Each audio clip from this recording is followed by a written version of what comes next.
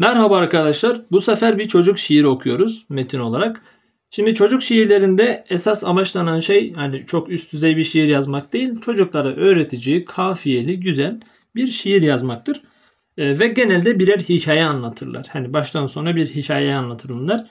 Öyle olmayan şiirler de var mı? Var. Bir genelme yapmış olmayalım. Şimdi hemen bu metnimizi okumaya başlayalım. Şimdi Fırat Ceveri'ye ait bir şiir. Fırat Ceveri Kürtlerin çok meşhur bir şairidir. Adam 40 yıldır aslında şair değildir, yani yazar desek daha doğru olur. Çünkü şair yönü çok güçlü değil. Yazarlığıyla tanınıyor. Ve yazdığı romanlarla daha çok. Fırat Ceveri. Onun yazdığı bir çocuk şiiri. Hadi bakalım neymiş? Bira Ayşe u Gavan. Gavan çoban demek. Ama büyükbaş hayvan çobanı. Küçükbaş hayvan çobanına Kürtler şıvan, şıvan derler. Gavan büyükbaş hayvanı, gavan büyükbaş hayvan çobanı, şıvan küçükbaş hayvan çobanına deniyor. Kürtler arasında böyle bir kullanım söz konusu. Şimdi gavan çoban demek, büyükbaş çobanı. Bira Ayşe, bir yaşlı demek. Ayşe, bu da Ayşe isminin Kürtçesi. Şimdi Ayşe'ye bir demek yerine Bira Ayşe şeklinde bir arkadaşlar sıfat tamlaması yapmış oldu. Bu mümkün. Yani tabi nadir. Hani genelde böyle işte edebi eserlerde bunu görmek mümkün veya hikaye anlatımlarında görmek mümkün. Bira Ayşe. Ayşe'ye bir dese standart bir sıfat tamlaması olmuş Kürtçe'ye göre. Bira Ayşe demiş. Yani yaşlı Ayşe ve gavan ve çoban. Pekala neymiş bakalım. Ceyleka bira Ayşe. İro nehatı bu male bira Ayşe jiber ve digriya dıkır havar. Böyle bir aslında baştan sona bir okusam ardından tercüme etsek daha güzel olabilir. Ceyleka bira Ayşe İro nehatı bu male bira Ayşe jiber ve digriya dıkır havar. Lepaşe bira Ayşe rahişte gopali xwe züka derket cihawşe çumala gavani xwe. Gavan ser şive de bu bira Ayşe ket hündür. Çavên gavên beloq bûn, gava pîrê pirsê kir. Pîrê gopal hilda jor, ser gavên de qîriya, bo çêleka xwe ya sor, hîna jî digiriya. Gavên bi her du destan, xwe ji pîrê zû parast, ew di cî de rawestand, jê re got gotina rast. Gavan got pîra Ayşe, çêleka te hate gund, ka her binêr li hewşê, tu binêre baş û rind. Zû derket pîra Ayşe, wê berê xwe da malê, dît ku çêlek li hewşê, meğele li ber darê. Şimdi hem arkadaşlar buradaki kullanımları görelim, sıfat tamlamasını, başka dilsel unsurları görelim diye baştan bir de böyle detaylı okuma yapalım. Ceyleka bira Ayşe. Bira Ayşe yaşlı Ayşe'nin ineği. Ceylek inek demek. Ceyleka bira Ayşe. Yaşlı Ayşe'nin ineği. İro bugün ne hattı bu gelmemişti. Hattı bu gelmişti. Ne hattı bu gelmemişti. Malı. Eve gelmemişti.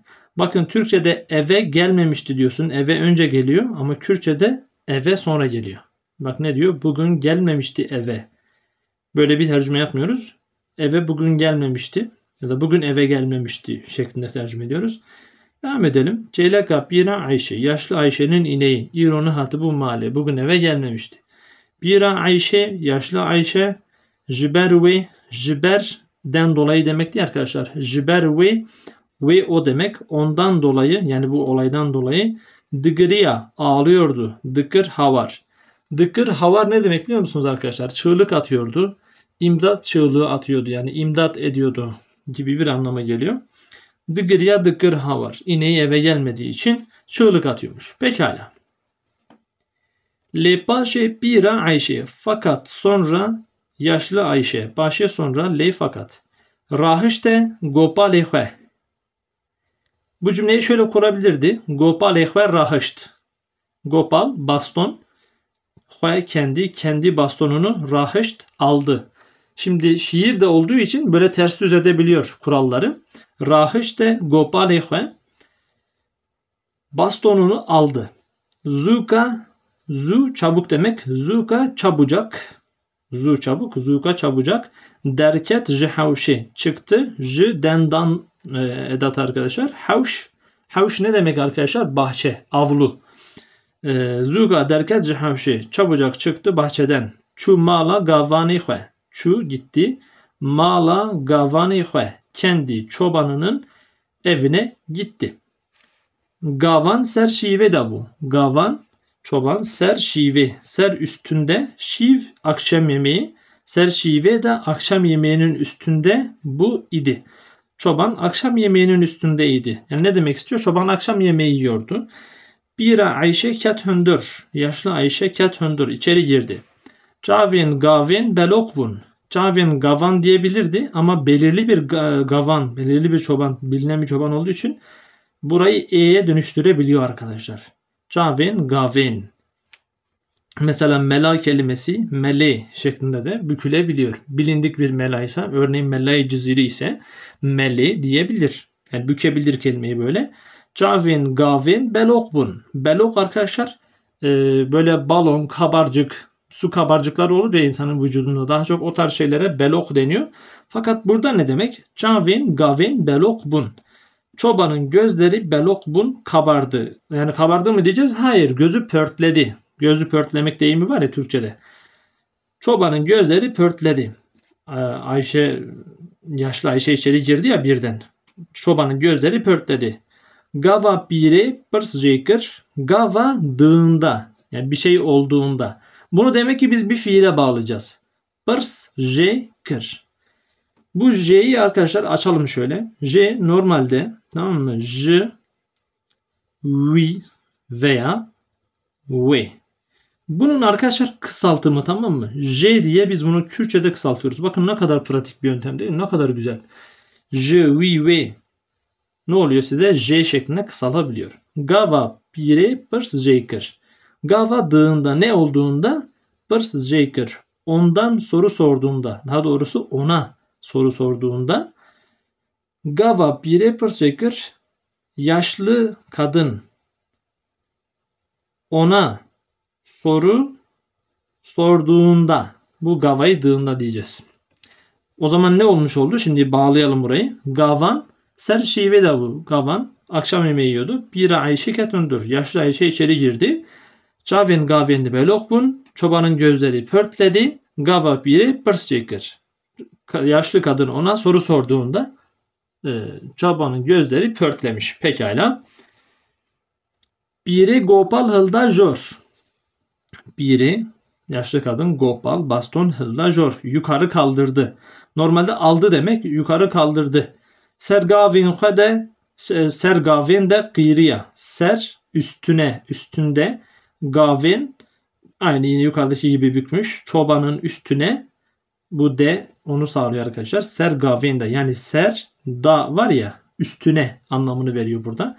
Ser gavenda. Mesela sermeda, serteda, servida, ser Ayşe'da, ser Muhammed'da, ser Adar'da, Alan'da, ne derseniz arkadaşlar. Ser gavenda kıyriya.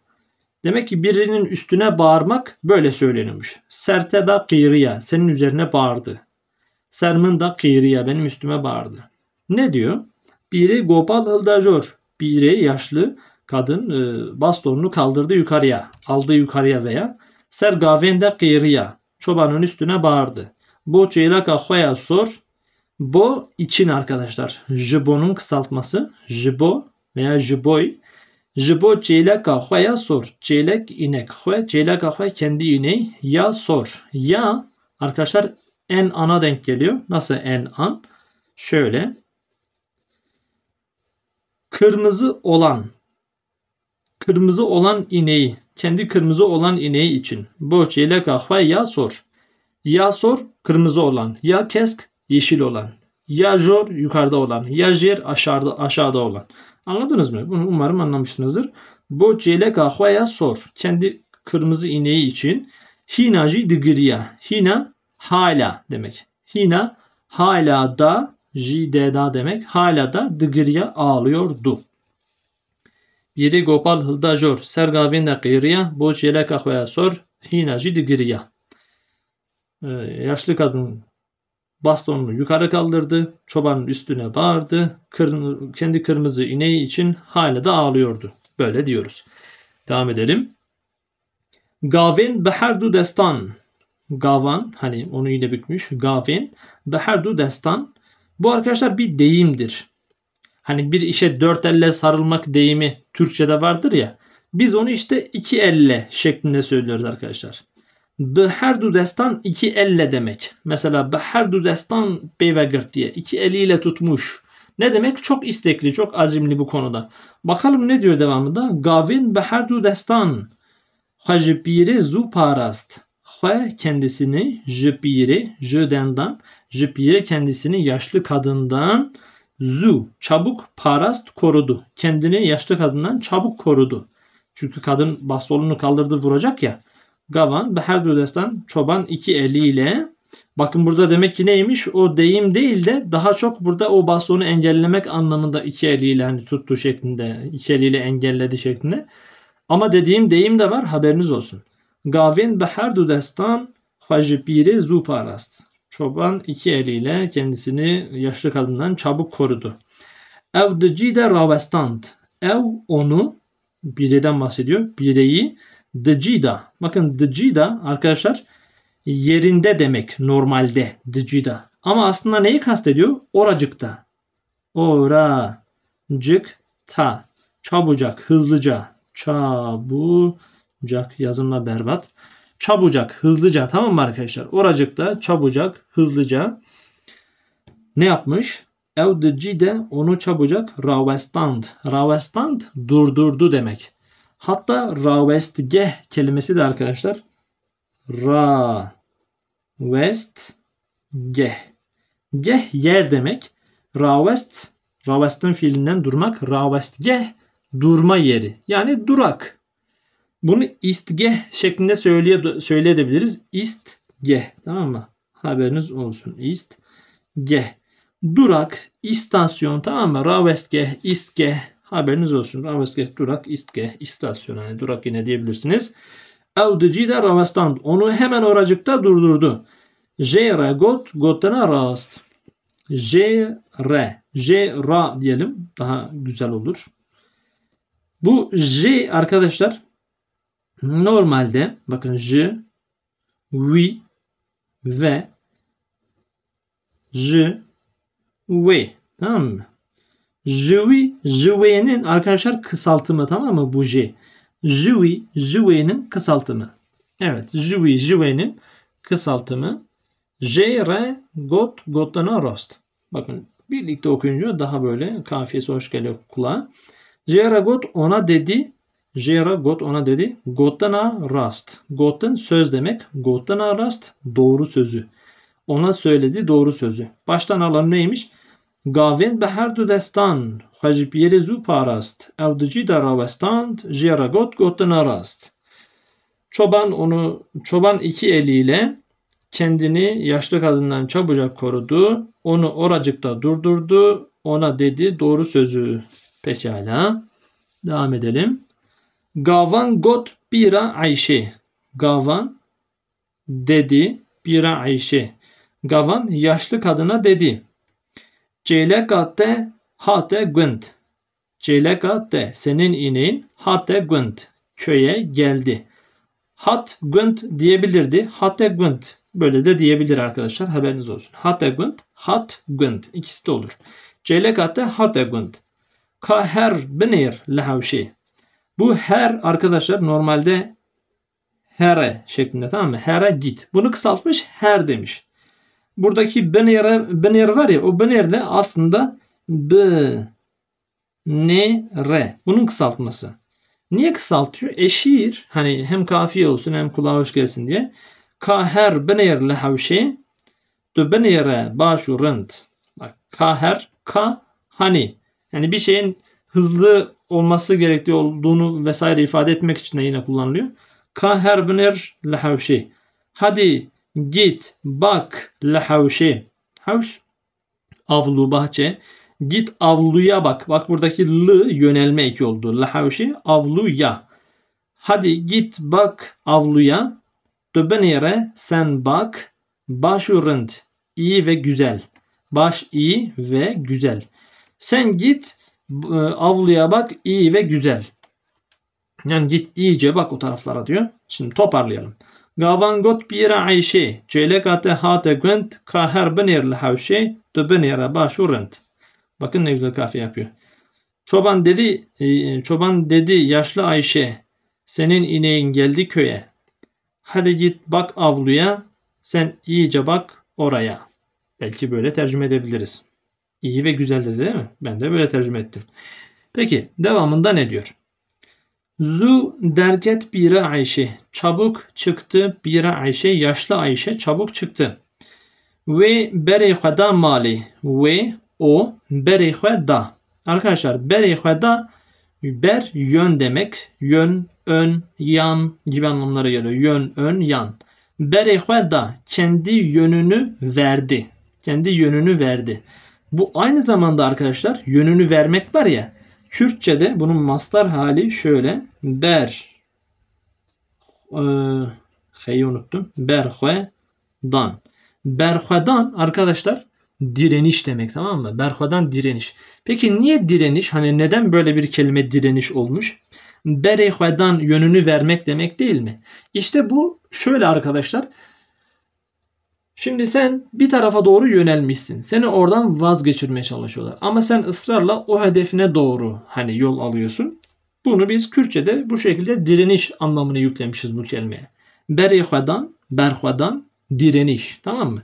Normalde ise yönünü vermek demek. Bakın ve berhvadan mali. O yönünü verdi eve. Yani ne demek istiyor? Eve doğru yola koyuldu demek. Tamam mı? Ditku gördü ki celek lehavşe. İnek lehavşe avluda. Megele leberdari. Gördü ki inek avluda. Megele. Bakın bu kelime Türkçe'de benim beğendiğim, sevdiğim kelimelerden biri. Çünkü orijinal bir kelime arkadaşlar. Şimdi bir dilin, tamam mı, orijinalliği, üstünlüğü ya da nasıl diyeyim size, diğer dillerden bağımsızlığı kendi özgün kelimelerinden kaynaklanır arkadaşlar. Kendi özgün kelimeleriniz varsa, kendi has kelimeleriniz varsa, kendi has atasözleriniz, deyimleriniz, kendi dil bilgisel kurallarınız varsa siz diğer dillerden ayrışırsınız. Mesela bizim dilimiz Farsçadan nasıl ayrışıyor? Bizim dilimizde cinsiyet var, Farsçada yok. Bizde 2 tane zamir grubu var, onlarda 2 tane zamir grubu yok, bir tane var. Ondan sonracığıma Türkçe'de de mesela bu bahsettiğim şeyler yok. Yani Türkçe'de bir tane zamir grubu var. Bizde 2 tane var. Türkçe'de cinsiyet yok. Bizde var. Yani baktığınızda biz onlardan ayrışıyoruz. Mesela Farsça ile bizim birleşen yönümüz ne? Farsça ile biz akrabayız. Yani biz Farsça ile aynı dil ailesindeyiz. İngilizce ve Fransızca ile de aynı şekilde. Latince ile de aynı şekilde.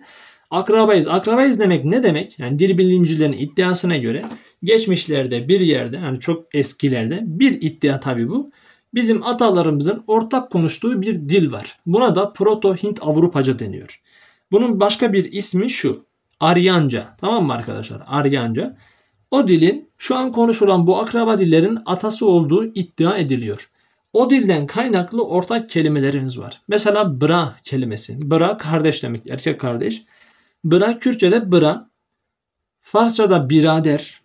İngilizce'de brother. Değil mi? Kısaltması bro. Yani aynen bu şekilde gördüğünüz gibi ortak kelimeleri var. İngilizler Kürt mü? Farslar mı Kürt? Ya da Kürtler mi İngiliz veya Fars? Yok. Böyle saçma sapan gevezece şeyleri söylemeye hiç gerek yok. Nedir? Bahsettiğim şekilde bir ortaklık var, bir ortak geçmiş var. Dilde de bundan dolayı ortak kelimeler var. Ama her dilin kendisini özgün kılan, ayrı kılan özellikleri var. Bunlardan bir tanesi de kendi özgün, has kelimeleriniz. Kürtçe'de var mı? Var. Dediğim gibi.